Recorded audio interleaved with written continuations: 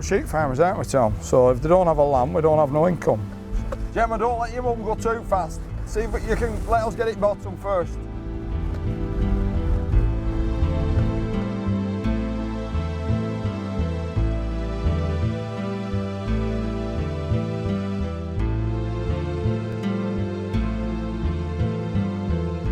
They're not rugged up, they're not tubbed up. They look after themselves a lot, don't they?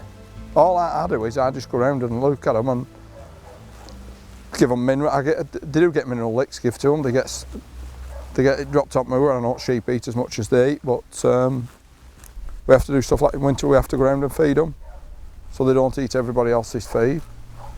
Before I use a stallion, that wall at the top of that hill over there is 1,100 foot above sea level, and there's a pasture behind it. It's a big pasture, but I put them on there for the first winter. They're coming 2-year-old. They winter out, and if I check them every day and go on, and I don't give them a lot, but if they can't live on there, out to their own devices on that top, well then they've lost that substance, haven't they? So I won't keep them for a stallion. No, I won't. You've got to retain that in them. Come on girls, walk on.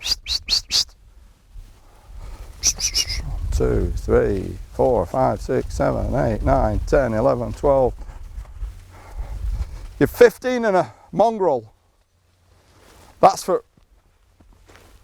Keep wife happy, is that? I'll have to call it a mongrel. They've got to be hard as well. They've got to have that hardness to them, as well as everything else. You can't afford to lose it. The natural ponies. There's people today what look at their idea of a pony is that every horse should have a rug on it winter time, don't they? Well, there's no rug being made what's as good as what these grow for themselves, is there, Tom?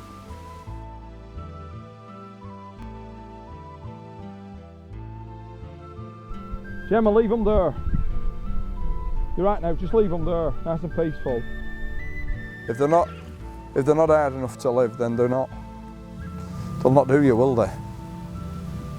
No, I mean you look at them grey mares, they're all around about 20-year-old, but others are all towards 20. Well, they don't look bad for 20-year-old mares, do they?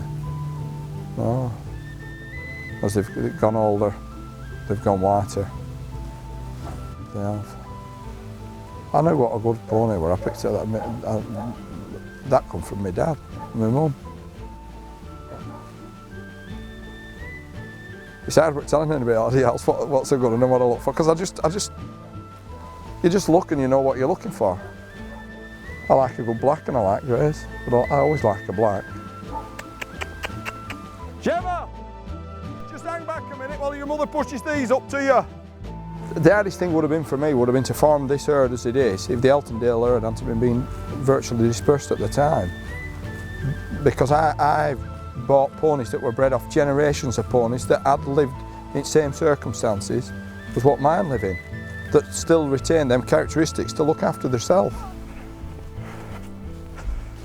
Come on, Gemma! Down here!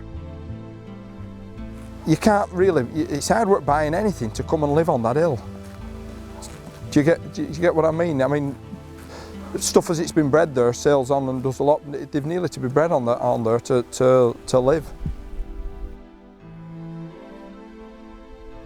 If you lost someone now off there, I wouldn't know where to go, because nobody else is selling them like when Sarge sold them, are they? You couldn't get in at their best stuff, could you?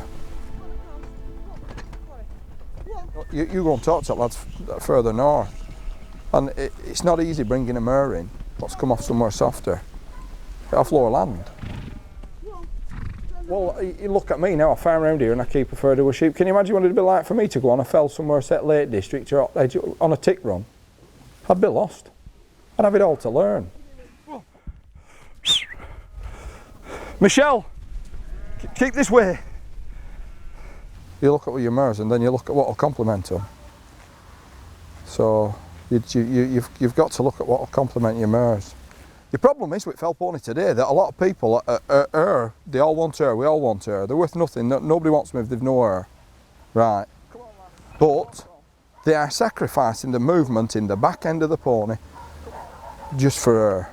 If the mother's got great coarse, great big ears and droopy bottom lip, and I know they all said that it goes back 3 generations. So if it goes back 3 generations, they might not get them, but next generation they'll throw.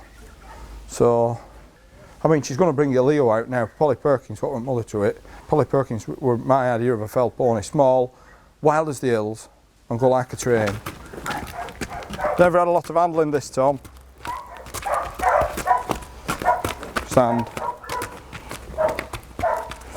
Right, you've got in this building here now, you've got 7 stallions. And you've got a stallion on a slip with a 15-year-old girl. That's why we like Fell ponies. It's not easy finding a stallion that's not too closely bred that's any good. So kind of what you're saying is if you want to actually, if in 20 years time somebody wanted to start a herd running out on the fell, they've got to look for someone that keeps ponies in the same circumstances. Go on, you tell me. Is that not typey? Does that not look like a Fell pony?